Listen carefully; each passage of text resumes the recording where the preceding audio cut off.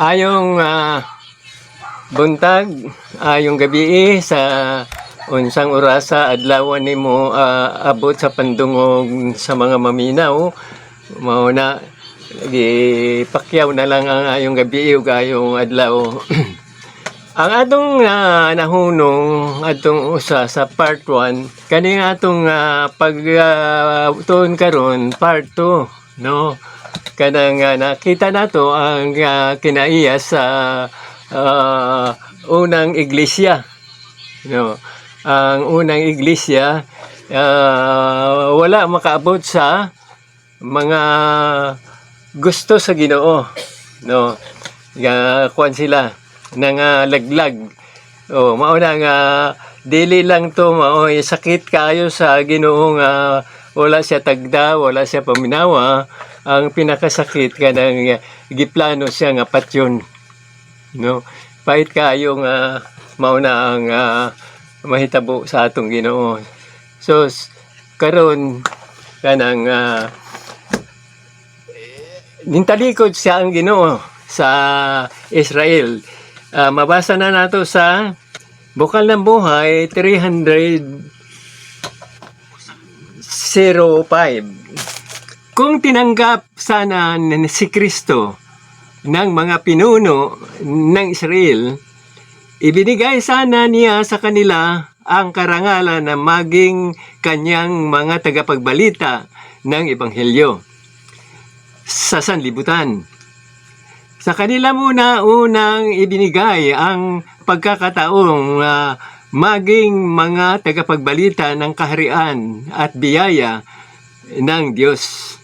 Ngunit hindi naalaman ng Israel ang panahon ng pagdalaw sa Kanya, ang pananaghili at di pagtitiwala ng mga pinunong Hudyo ay nauwi sa kanilang pagkagalit, hayagang pagkagalit. At ang puso ng mga tao ay naibaling sa palayo kay Jesus. Tinanggihan ng Sinedrin ang pabalita ni Kristo at ipinahayag na siya ay ipinasiyang siya ay ipapatay. Kaya nga iniwan ni Jesus ang Jerusalem, ang mga saserdote, ang templo, ang mga pinunong ukol sa relihiyon, at ang kanyang tinuruan ng kautusan. Iniwan niya at binalingan niya ang ibang uri ng tao upang ito ang magtanyag niya ng kanyang pabalita at upang makatipon siya ng makapagdadala ng Ebanghelyo sa lahat ng bansa. Kung paano ang ilaw ng buhay ng mga tao, si Kristo, ay tinanggihan ng mga pinuno ng simbahan noong panahon ni Kristo, gayon tinanggihan ito sa bawat sumusunod na mga saling lahi. Muli at muling mauulit ang kasaysayan, ang pag-alis ni Kristo sa Hudiya upang nang ipangaral ng mga reformador ang salita ng Diyos, ay gayon din ang nangyari. Kaya nga sinabi ni Kristo, itong kasaysayan ng Israel na tinanggihan si Kristo ay mauulit, no? Kaya iyon ang malaman natin ngayon sa ikalawang iglesia. Ano ang pasya ni Kristo? Tumalikod siya at siya ay nagtayo ng bagong iglesia. Iniwan na niya yung ang iglesia niyang Israel. At mababasa natin sa Mateo 16:18. Ang ganito. At sinabi ko naman sa iyo na ikaw ay Pedro, at sa ibabaw ng batong ito ay itatayo ko ang aking iglesia, at ang pintuan ng Hades ay hindi na magsisipanaig laban sa kanya. Ayan. Kung tutuusin, ay dalawa na ang iglesia. Pero hindi, iniwan na niya yung isa. No. Tayo ay pumunta na sa ikalawa sa ating pag-aaral. Dahil ang ating punto noong simula na tawag ng manggagawa ay 5 tawag. No, itong mga apostol, ito tayo sa ikalawang tawag. So, nagtayo si Kristo at ang mga membro niya ay ang mga apostol. So, tinawagan niya at sila na ang bumubuo ng iglesia. Ang pag-iwan sa Panginoon ay hindi personality, personal ng kanyang katawan. Dito naman sa malaking tunggalian ay ganito naman ang pagkasabi sa page 538 ng malaking tunggalian. Ito'y sinulat ng propeta. No? Dahil sa bawat generasyon ng pagbuhay ng iglesia, hindi nawawala ang propeta. Dahil mayroon yung teksto dyan na ang propeta ay isa sa mga kaloob ng Diyos. Sabi rito sa atin, nang sa wakas ay bawiin ng Diyos ang kanyang pakikiharap sa bansang Hudyo, ay walang kamalay-malay ang mga saserdote at ang bayan. Bagaman sumailalim na sila, bagaman sumailalim sila sa paghahari ni Satanas, ay tinangay ng lalong kakilakilabot na kagalit-galit. Nagalit sila kay Kristo ng mga damdamin. Galit na galit nila talaga. Ipinalagay pa rin nila sila ay hirang ng Diyos. Palagay pa rin nila sila iglesia pa rin. Nagpatuloy ang pangangasiwa sa loob ng templo. Ang hain ay inihahandog sa ibabaw ng kanyang narumihan dambana. At araw-araw ay hinihingi ang pagpapala sa isang bayang nagkasala sa dugo ng sinisintang anak ng Diyos. At nagbabantang pumatay sa kanyang tagapaglingkod at mga apostol. Kaya't pagka naipahayag na ang hindi nababagong pasya doon sa huli natin na magpapasya sa paghuhukom, ay hindi rin alam natin na umalis na pala ang presensya ng Panginoon. Dayan tayo nasa panganib. No? Hindi natin alam na yung ating sinasamahan kay buong iglesia ay hirang ng Diyos. Pinili ng Diyos. Pero malaman natin sa kasaysayan ng ating pag-aaral hanggang sa patuloy ay hindi pala tayo hirang ng Diyos. No? Kaya dito ay ating pakinggang masyado ang pag-aaral, ating unawain dahil sabi ng Panginoon, saliksikin ninyo ang mga kasulatan. Ito ang magpapatuo tungkol sa akin. Yan sabi. Kaya tayo sa pag-aaral na ito, nagsasaliksik tayo na ang itong ating kalagayan ay sigurado tayong nasa tamang landas, tamang daan ng katotohanan. Kaya ating pakinggan lagi ito. Umalis si Kristo at tumalikod, hindi na mamalayan ng ng kanya iglesia na sila ay umalis na ang Espiritu Santo. Kahit sila ay sumasamba pa, patuloy na naglilingkod, naghahandog, hindi nila alam na hindi na tinatanggap yung kanilang pagsamba dahil sa kanilang kaugalian. Gayon din tayo. Pag tayo ay mali ang ating sinusunod, hindi natin namamalayan na hindi na pala tayo pinakikinggan ng Diyos.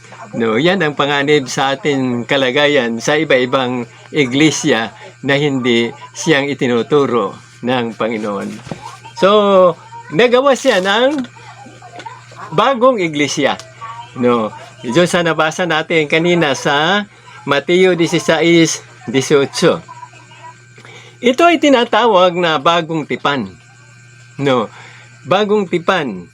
Ang bagong tipan, ito ang ikalawang iglesia na banggit natin kanina na 5 yugto ang tawag sa iglesia.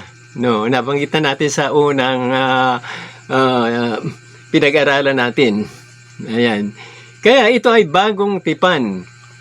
Hindi nangangahulugan na bagong tipan ay wala na yung una. No, wala na yung una. Kundi parang ilaw na dinadagdagan ng Panginoon ng ilaw. Halimbawa, bumbilya.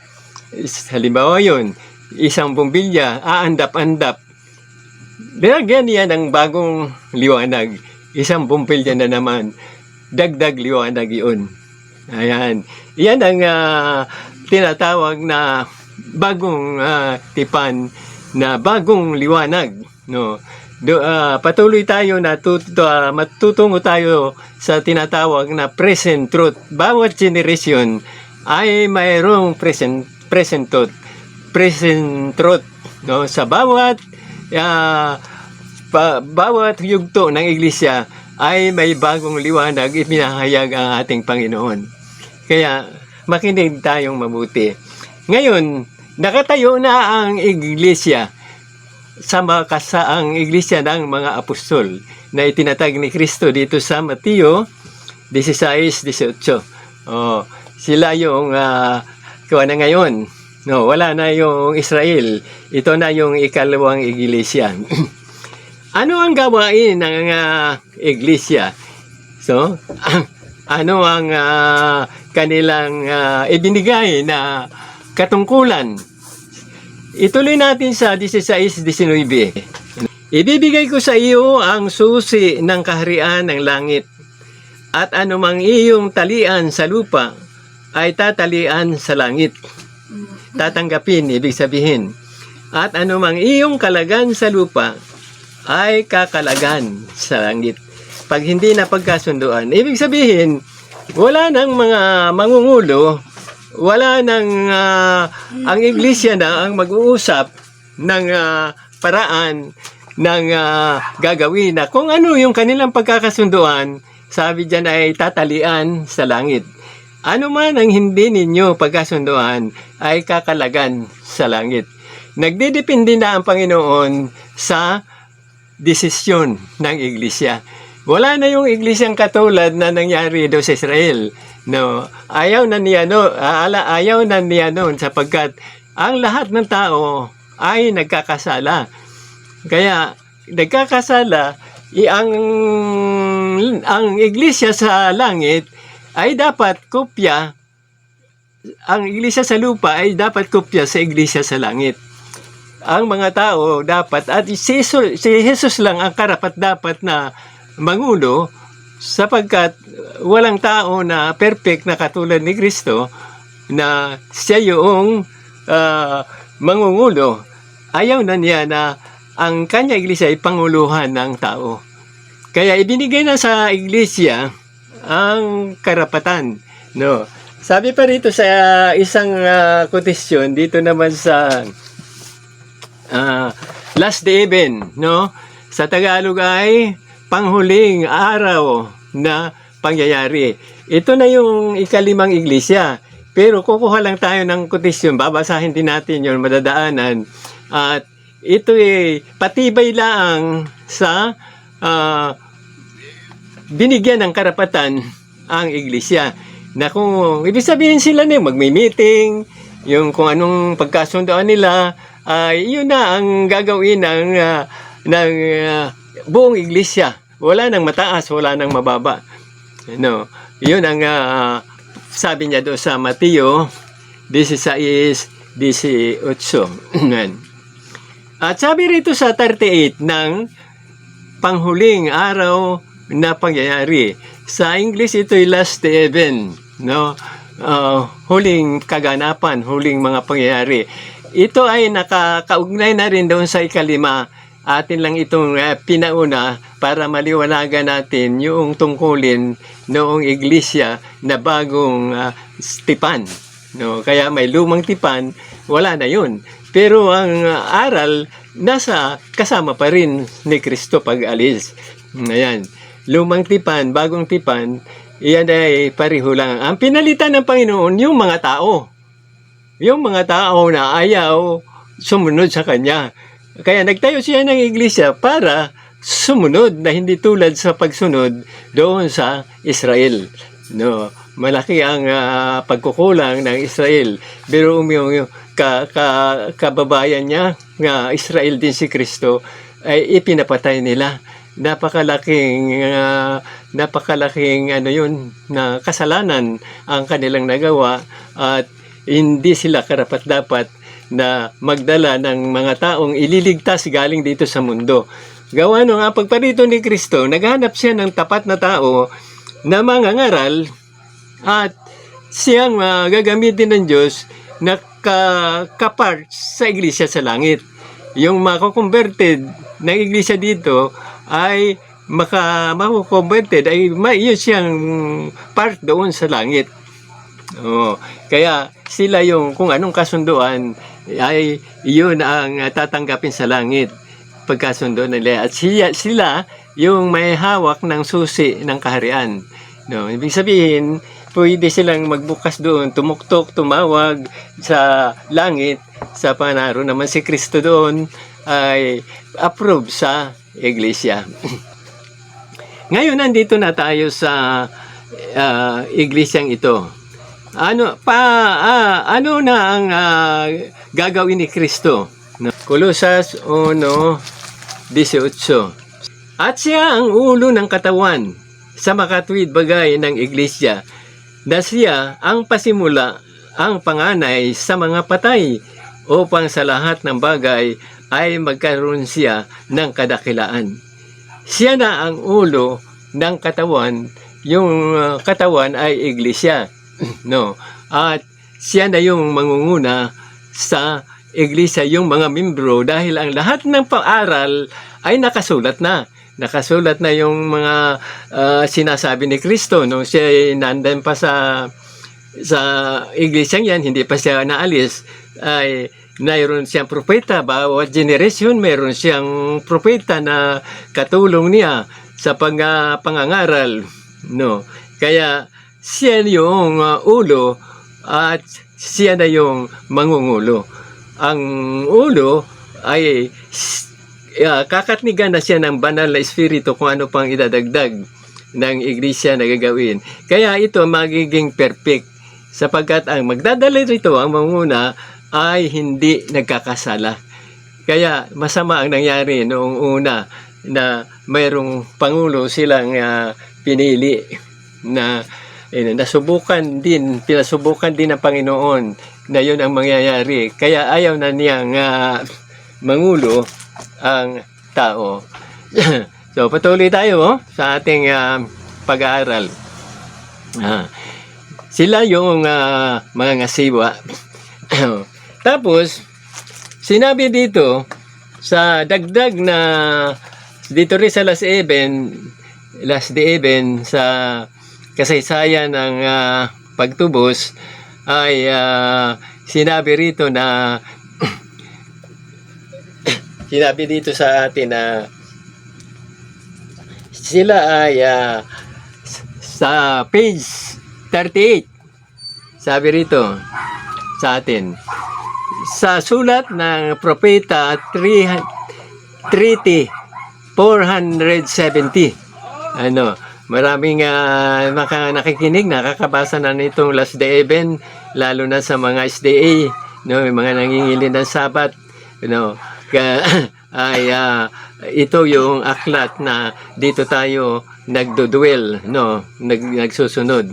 Sabi dito sa atin, Treaty 470. Sabi rito na dagdag na pagpapatibay doon sa sinabi ni Kristo na itinayo na iglesia.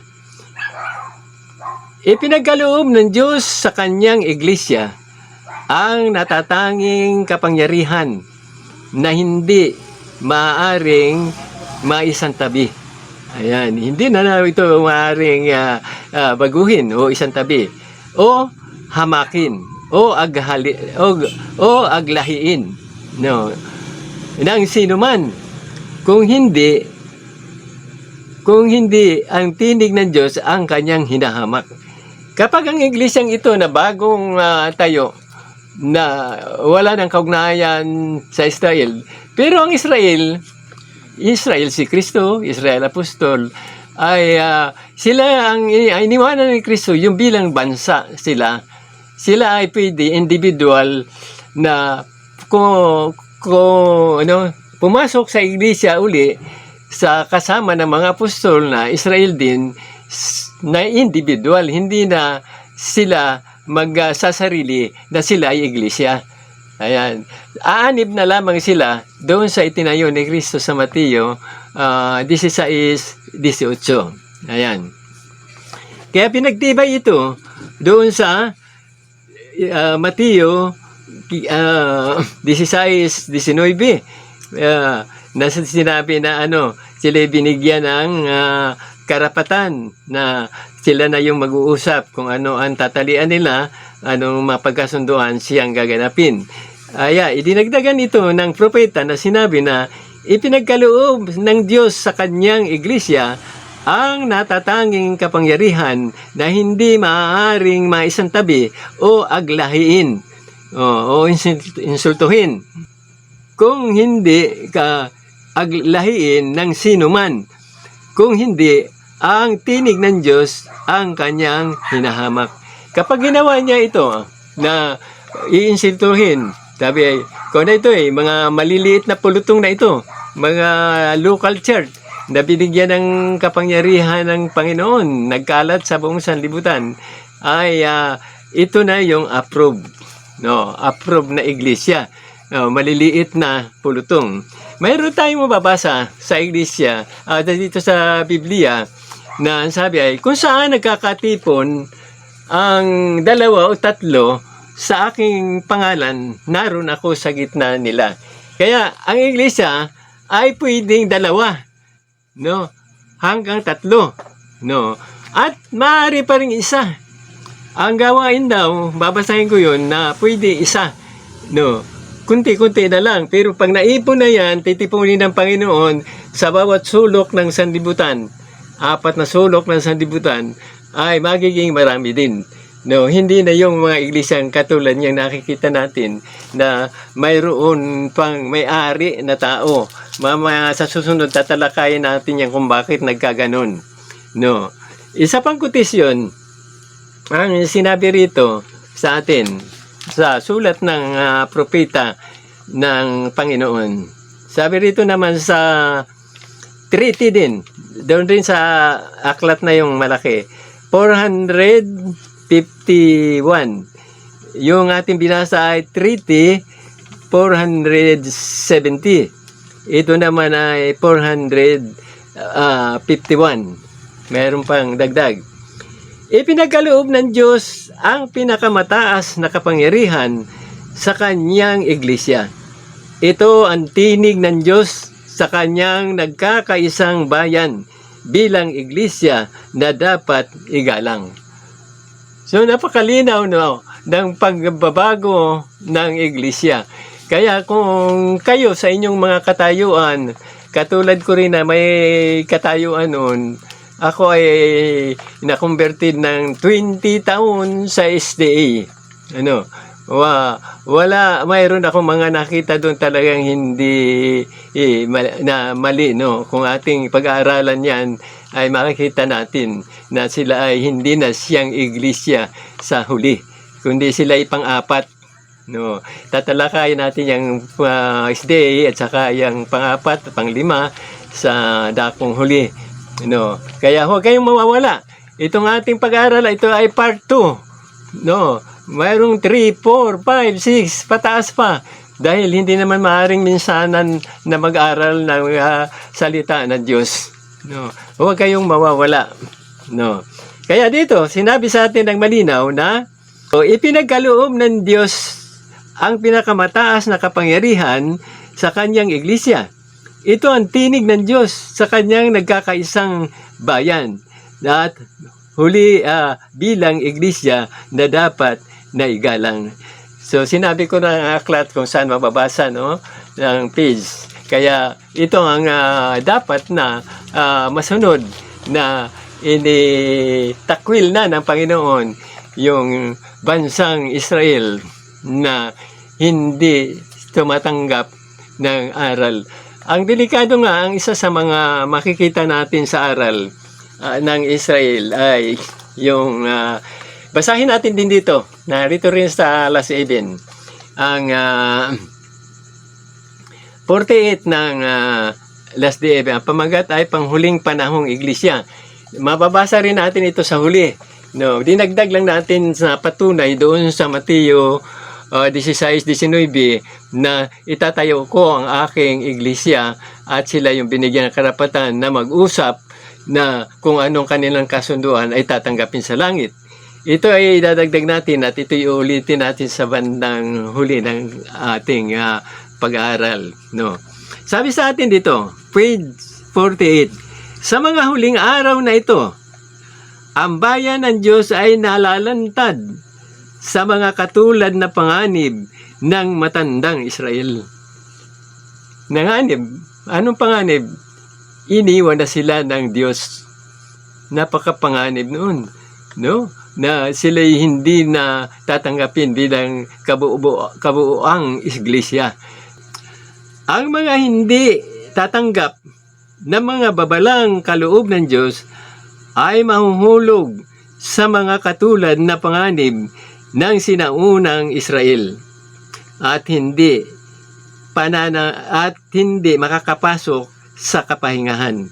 Yung kapahingahan tinutuloy ay yun yung langit. Ibig sabihin hindi maliligtas.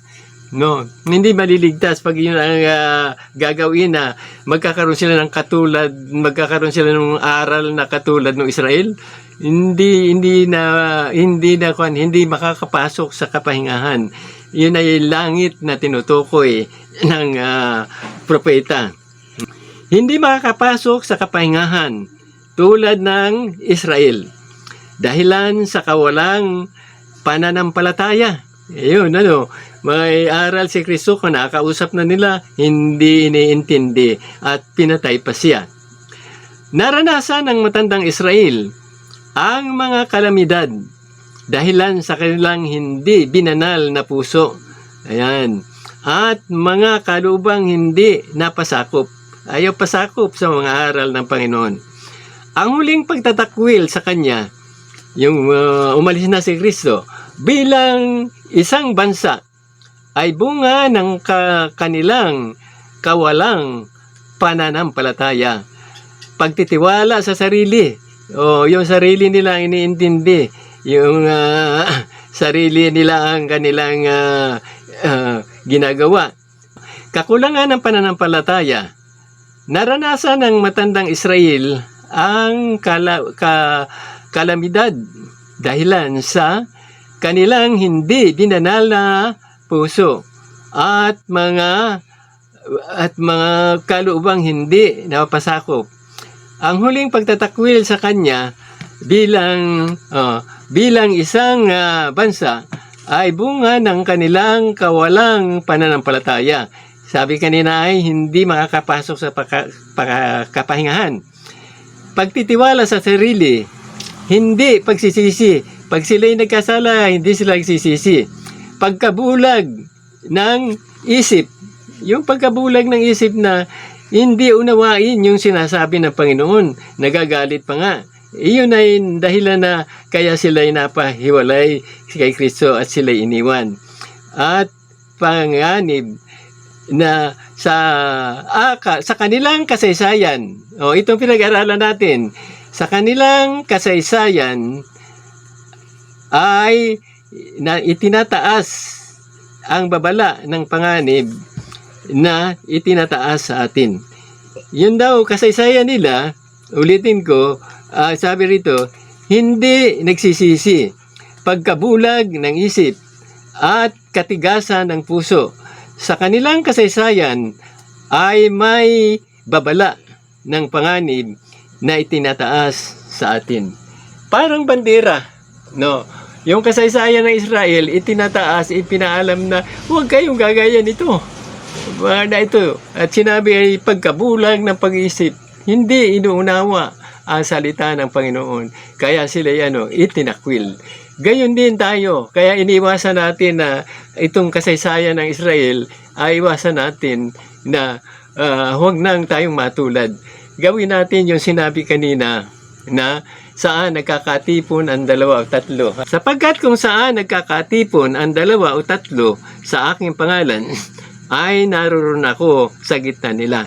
Ito'y katunayan na kahit dalawa, hindi na ito katulad ng dati na maramihan. Yung iba nga ay milyon pa magkasama na itinayong iglesia. At ang iglesia ang nagtatayo, yumayaman. No, yumayaman. Mayroon tayong topic na sa bandaring huli na ating kung bakit iyan ay nananatili ang relihiyon na nayaman ang ng mga nangungulo. Ayan, na hindi nayaman sa spiritual, nayaman sa pera. Kitang-kita natin ang mga kaganapan yan sa ating panahon na buong mundo ay mayroong simbahan, may kapilya, yumayaman. So, bakit kaya? Sasagutin natin sa pagdating ng panahon sa bandang huli. Ayan, yan ang nangyayari, no? Tinatanggap ng Panginoon kung saan nagtitipon ang dalawa o tatlo sa aking pangalan, ay naroon ako sa gitna nila. Kaya, ito ay pagpapala sa atin. Dahil noong una, wala tayong naririnig o nalalaman na ganito. At gusto ng Diyos na ipaalam sa lahat ng tao yung tunay na iglesia talaga na katulad sa mga apostol. Hindi sila nadami, hindi sila may nadami man, pero hindi pa rin yun ang totoo. Katulad ng madadaanan natin, mga reformador. Susunod nitong iglesyang itong ating pinag-aaralan bilang pangatlo. Pagkatapos ay susunod dito sa ating pag-aaral, SDA. Ako'y 20 taon sa SDA. Makikita natin yan. Pinauna kong lalasabihin sa inyo para mapaghandaan din ninyo yung tuloy-tuloy nating pag-aaral sa 5 yugto ng iglesia na nakarecord sa Mateo 20:1 hanggang 16. Mga manggagawa sa ubasan. Ayan. Maganda ang ating pag-aaral na maging malinaw, at ito ay tingnan ninyo sa Biblia yung ating binabasa. So, dito tayo nagtigil ng sandali dito sa ang kasaysayan ng Israel ay babala sa atin o panganib sa ating panahon. Baka tayo matulad nun. Mayroon tayong magaya na kahit isa lang punto. Halimbawa, ang Israel ay may pangulo. Kapag ang iglesia na tumatayo ngayon ay may pangulo, ay gayon din sila sa Israel. Kaya sabi rito, nakataas ang babala sa sinaunang Israel. Ang binabanggit ay huling araw. Ang huling araw na ito, itong binasa natin na ating ulitin at maganda itong matanim sa isip natin. Last day even, sa Tagalog ay huling araw ng mga pangyayari. Narito yung huling pang-iglesia, pero nagkuha lang tayo ng ilan para mahimay-himay natin ito. Ayan, ang kasaysayan niya ng Israel. Kaya ating subaybayan ito, ating limi-limiin, ating himay-himayin ang kasaysayan niya na limang kasaysayan na itinuturo sa atin ng ubasan, manggagawa. Sa isang araw ay maganda dyan yung huli, yung 11 hours, alas 5 sa ating orasan na tinawagan. Isang oras lang naggawa ay nagsweldo na. Ayan, nagsweldo na. Kaya mayroong mga huling tatawagan na kaunti lang ang kanilang paglilingkod ay naligtas. Naligtas. Mayroon namang matagal na, daang taon na yung iba, papalit-palit ng mga tao, ng mga membro dahil namatay naman yung iba. Ay ganun ang nangyayari ng mga iglesia na unti nadami sila doon sa hindi katotohanan na kanilang sinusunod. Dito ngayon ay hinahayag ito sa atin yan sa nangyaring yan ng 11 hours. Huling araw, alas 5 na ng hapon sa oras natin. Tapos pagka isang oras ay basahin ninyo yung 20, Mateo 20, 1 hanggang 16. Makikita nyo no, yung tinawagan nung una, nung umagang-umaga, alas 7 sa ating orasan. Tapos ay, maghapong nagtrabaho, ay kuwan pa rin, ipagpalagay natin 100 piso pa rin, 100 piso ay isang araw. Kaya nga, nagreklamo yung unang tinawag. Bakit gano'n ang sweldo? Ay pareho rin sweldo, isang oras lang nagtrabaho yung isa. So, ati pa yung dudugsungan sa ating pagsunod. Dito lang na tayo.